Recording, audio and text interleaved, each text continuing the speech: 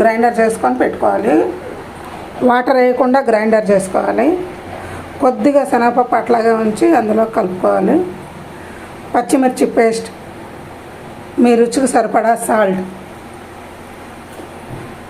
సన్నగా తరిగి ఉంచుకున్న ఉల్లిపాయలు,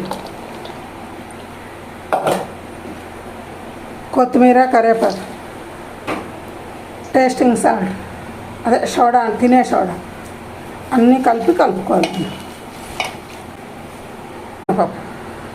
ఇది గ్రైండర్ చేసుకొని పెట్టుకోవాలి. వాటర్ వేయకుండా గ్రైండర్ చేసుకోవాలి.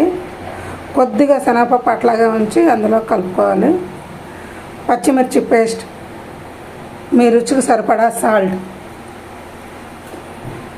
సన్నగా తరిగి ఉంచుకున్న ఉల్లిపాయలు,